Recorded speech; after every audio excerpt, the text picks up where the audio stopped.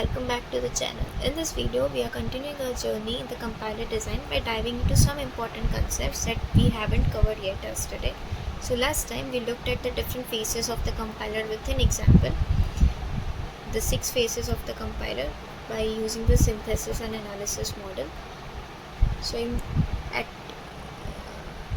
So today we'll build on that. We'll start with understanding the grouping of these phases, which is an important question asked in the G2 for 7 marks or for 4 marks, right? Then I'll introduce you to the cousins of the compiler. That is a fun way to describe related tools and their roles.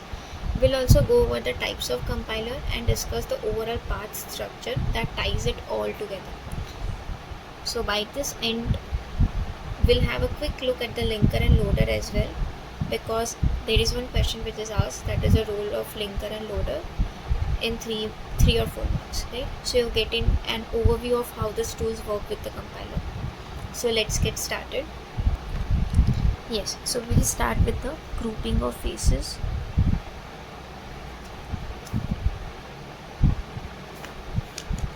Right. As discussed in the previous video, we have 6 phases of the compiler based on the analysis and synthesis model of the compiler. So we group these phases based into the 2 parts, that is front end of compiler and back end of compiler. Okay, as we have the front end and back end of the website, right? Let's say this is a website. Whenever a user interacts, it always has a front end of the website which doesn't care what is happening on the databases or the back end of your website, right? Similarly, when you are talking about the compiler, the front end of the compiler will always be dependent on source language, okay? And this back end of the compiler will be dependent on target language. Then the front end of the compiler will obviously be independent of target language, right? So as it is dependent on the source language, the analysis of the source language is mainly done in the analysis phase. An analysis phase contains of what? Lexical analysis, syntax analysis, and semantic analysis, right? Similarly, when we are talking about the back end of the compiler, okay, that is we have grouped the 6 phases into the 2 phase of the compiler, that is front end and back end. And in front end we have distributed the 6 phases into the halves, that is 3 phases, right? So as discussed, the front end of the compiler will be focusing on the analysis phase, and the back end of the compiler will be focusing on the synthesis phase, and it will be independent of the source language, okay? It won't depend on the source language. The phases it will contain will be code generation and code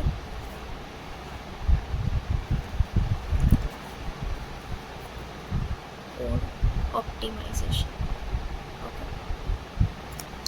So these phases are being divided into the front end of the compiler and back end of the compiler. So the grouping of phases can be described using the diagram. See, when you are writing the answer of the G2 examination, it is not necessary that you write the paragraphs. It is better to draw a flowchart or a diagram that will help you to score marks efficiently, right? Because whenever an examiner checks your paper, he or she doesn't have a time to check your whole paragraph. It's better to draw some flowchart or diagrams that will catch his attention, and you will get better marks in less time. So the grouping of the phases, yeah, so the first was front end of the compiler. So whenever we are having a source program, okay, so here we'll be having the source program. So this, the front end is dependent on the source program. So here there will be my front end. See, in front end the source program will first be passed to the lexical analysis phase. Then we will have the syntax analysis. Then we will have the semantic analysis. After that, an intermediate code is generated, right? Intermediate code generation, as we have discussed in the phases of the compilation process. This intermediate code generated, that is 3 address code, will be passed to the back end of the compiler. So this will be my front end and this will be my back end. So at the back end of the compiler there will be code optimization and code generation. After this we will get our target language. So you can draw here or here, that doesn't matter, right? So this is your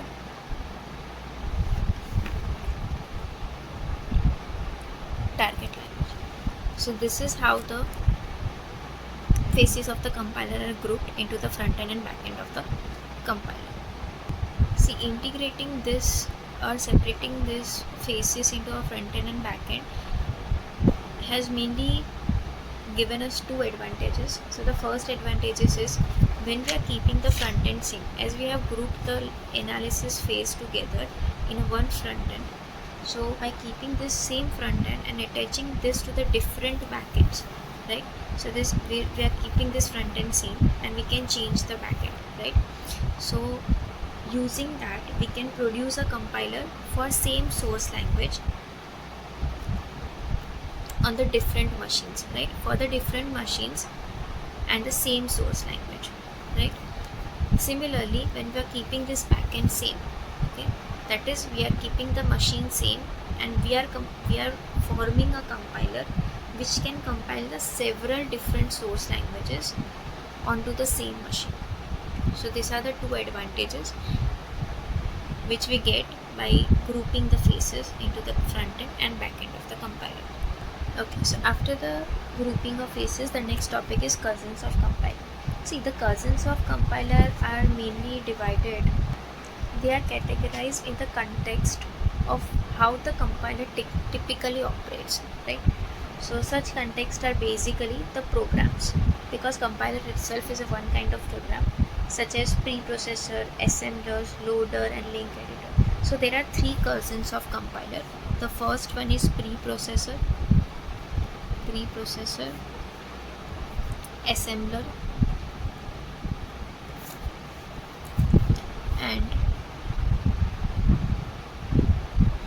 loaders and link editors. We'll start with preprocessor. Now, as the name itself suggests, there is something which is preprocessed, right? So whenever we are giving the source code as an input to the compiler, it is first pre-processed by the preprocessor. Okay, so preprocessor is something, it is one kind of program. So let's say this is preprocessor, which is any kind of program. Okay, so it takes the skeletal source program as an input. Okay, so this is an input, which is our skeletal source program, which is an high level language or the code which we have written, right? So this skeletal source program is pre-processed by a preprocessor and gives us the pre-processed source code. Okay, this pre-processed source code is taken as an input by the compiler. Okay, so this is given as input to the compiler and compiler gives us the machine code as an output. So that is what a preprocessor does. So you can just define preprocessor as a tool that pre-processes the source code before it is compiled by the compiler. So the tasks performed by the preprocessor are first one is macro processing. Now what macro processing is? So macro processing is just that it allows us to define the macros. Okay, macros is nothing but a small set of instructions. Okay, so whenever in a program macro name is identified, then the name is replaced by the macro definition. Okay, for example, hash define 3.14. Okay, so this is nothing but a set of instruction. Okay, so whenever a pi will be used, this method will this value will be replaced, or this identifier will be replaced by this value. Okay, so any time when this macro is being called or seen in the source program, or whenever we are scanning, we get this as a token, this will be replaced by this value. That is called as macro definition. So this was my macro definition. So this macro processing is also done by this preprocessor before it is passed to the compiler. Second thing is file inclusion. Okay, in the C, everyone have done this, right? Hashtag include stdio.h, right? Everyone might be familiar with this. Hash include stdio.h, standard input output.h. We always include this library. Okay, 7 mark के question में code याद रहे ना, right? ये line सबको याद रहती थी, right? So this was our file inclusion. Now उसी फाइल को कंपाइल करने से पहले this thing is pre-processed, right? And that is done by the preprocessor. So a preprocessor may include the header file into the program. Then we have another task, that is rational preprocessor. Now what rational preprocessor is? So it provides the built-in macro for construct like while statement or if statement. Okay, so whatever macros which are required for the macro processing, they are provided by this rational preprocessor. See, for these are basically for constructs like, for in the simpler terms, loops, right? Whenever you are having a while loop or a for loop or some if else statement, I mean conditional statements, then this rational processor plays an important role, and that is a task of the preprocessor. So you can now understand how important the preprocessor is. So this was the main task which is being performed by the preprocessor, and mainly this cousins of compiler is asked for 4 to 7 marks. So it is better to understand each of the cousins in little bit of details. Okay, so don't worry, preprocessor itna hi tha, that's done, right? Now let's go with the assembler. So this was preprocessor. Now let's continue with the assembler. See, assembler might be very familiar, right? So assembler is nothing but a kind of translator which takes the assembly language as an input and generates the machine code as an output. Okay, but see, whenever you are taking this the flow of this preprocessor, assembler and compiler is very related. Whenever you are using a compiler, first it is preprocessed, right? So preprocessor, we take a skeletal source code. This skeletal source code is converted into the preprocessed source code, and this preprocessed source code is being passed to the compiler. What compiler does is it converts it into the targeted assembly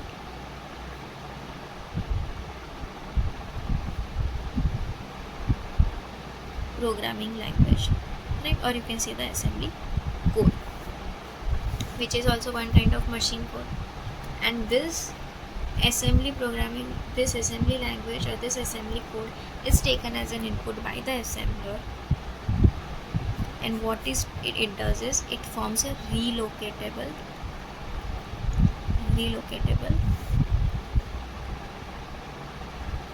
machine code. So this is what an assembler does as a cousin of compiler. Okay, and this assembler converts this program assembly language or assembly code into this relocatable machine code in the two phases, or you can say two passes. In the first pass, this input program is completely scanned, and in the second pass, we get this relocatable machine code. Okay, so the third cousin is loader and link editor. See, this loader is nothing but a program which performs the two functions. Okay, two functions. The first function is, as the name suggests, loading, and the second function is link editing. Okay, so that is my loader and link editor. In loading is nothing but a process in which a relocatable machine code is read and relocatable addresses altered. See what assembly language assembler has done. It has provided us with a relocatable machine code. Now this relocatable machine code needs to be loaded, right? So for that we have used the loader, which performs this loading function to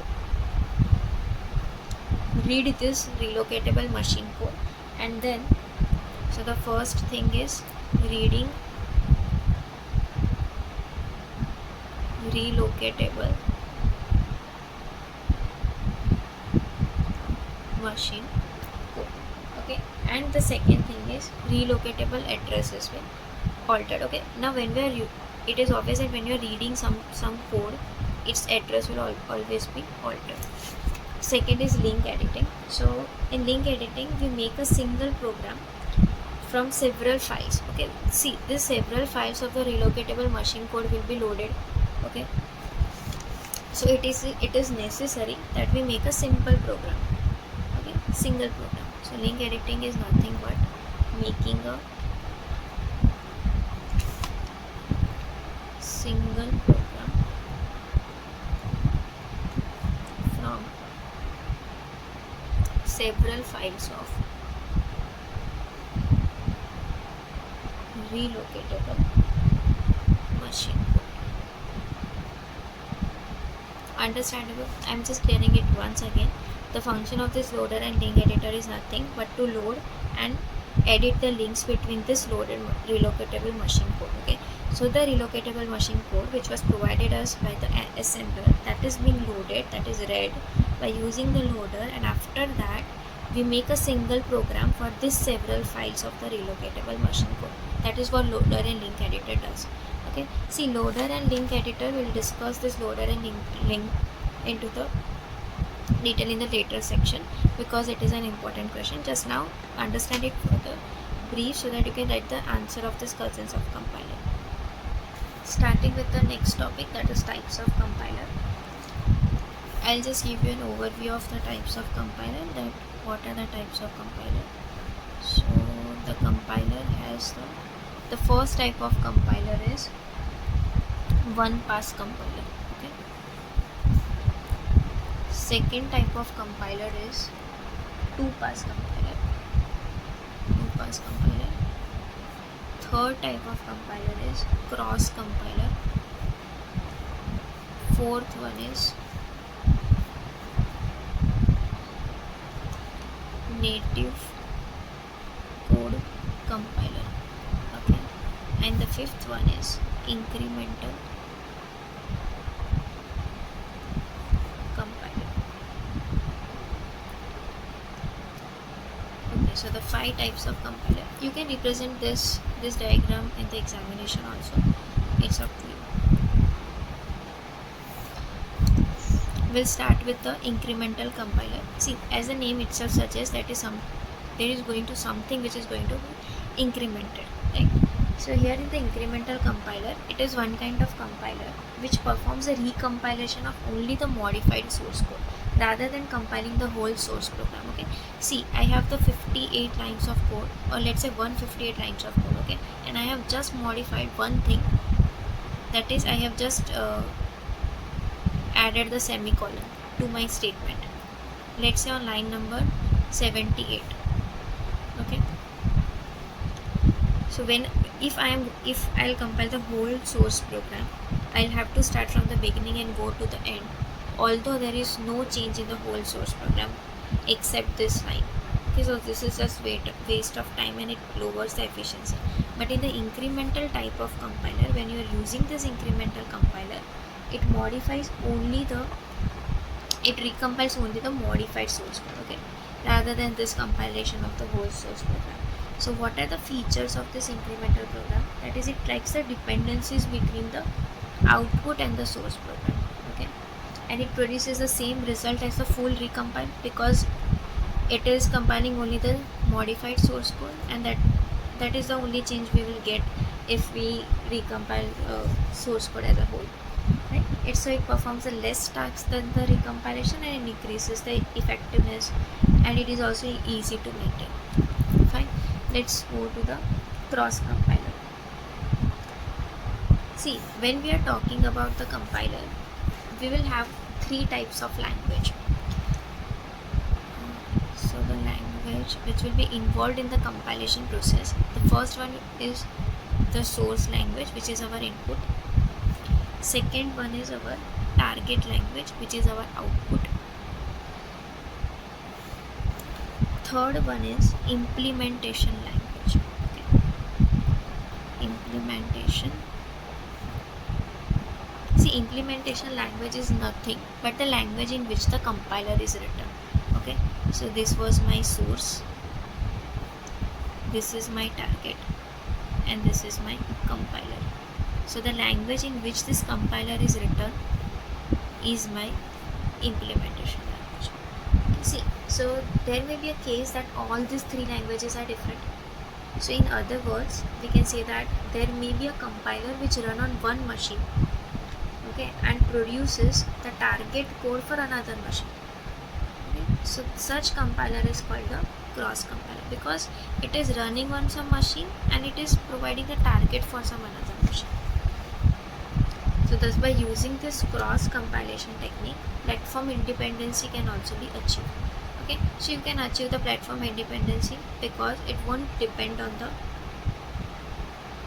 language, that is a source language.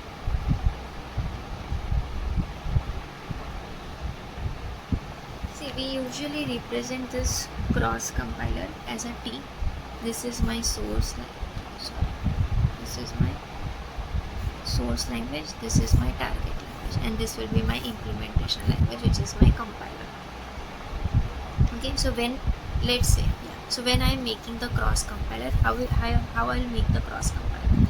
Let's say there is some language L, there is some language N, and this is S. Let's say this is my implementation language. Same way, this is another one. This is the implementation language. I'm just making a T like this. Now,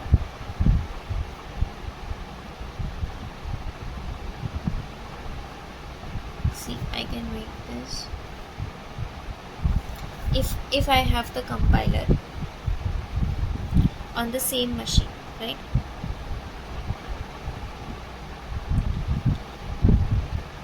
Then it can produce the target code for the another machine. See, this is my source, this is my target, and this is my compiler. Okay, so if I am using the source language of one machine, then I can get the target language of the another machine, and that is what a cross compiler does. So this is an example of the cross compiler. You can represent the cross compiler like this, right? The next type of compiler is one pass compiler. As the name suggests, it just compiles the whole process in one pass. Similarly, for two pass, the compiler compiles the whole process in two pass and generates the intermediate code. Same way for native code type of compiler, it compiles the source code for the same type of platform only. Okay, so therefore it has named as a native code compiler. So this was all about the types of compiler. After the types of compiler, we'll see the next topic, that is pass structure of the compiler. See, pass is nothing but a one complete scan of the source language. Okay, that is called a pass. So pass is one complete scan of the source language. Complete scan means starting from reading an input file to writing an output file. Okay, so many pass phases can be grouped into the one pass. Okay, so phases are grouped into the pass. So it is difficult to compile the source program into a single pass because the program may have some forward references. See, forward references is nothing but forward reference of a program entity is a reference to the entity which precedes its definition in the program. Okay, तो definition ना पहला अगर तो इन्हें कोई ने reference आवे जाए. Okay, so reference of an entity which proceeds to the definition in the program. That's it. See, this forward reference program is nothing but a problem which is faced, and the problem can be solved by postponing the generation of the target code until and unless some more information concerning the entity becomes available. Okay, so this leads to the multi-pass model of the compilation, because a single pass is not possible because of the forward reference, right? And for solving the forward reference, we are using the multi-pass model of the compilation. So in pass 1, let's say we have 2 passes. In pass 1, we perform the analysis of the source program. Okay, and note some of the relevant information.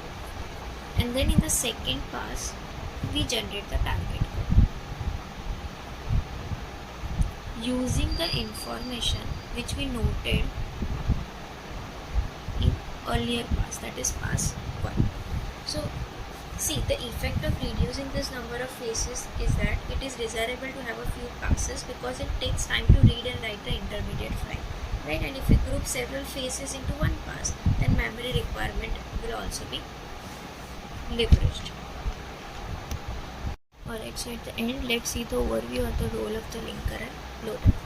See, they are the two essential tools in the compilation process, the linker and the loader. While they are often mentioned together, they each play a distinct role in preparing a program to run on your computer. First, let's talk about the linker. See, imagine you have the multiple pieces of code, maybe some separate modules, or the functions that you have written, or the libraries that you have imported. So the linker's job is to bring all of these pieces together, and it links the various compiled modules and any required libraries by combining them into a single executable file. So if you think that each module is a puzzle piece, right? So that this linker fits the pieces together to create a complete picture, which is ready to execute, that is single executable file. Then we have the loader, which takes over once the linking is done.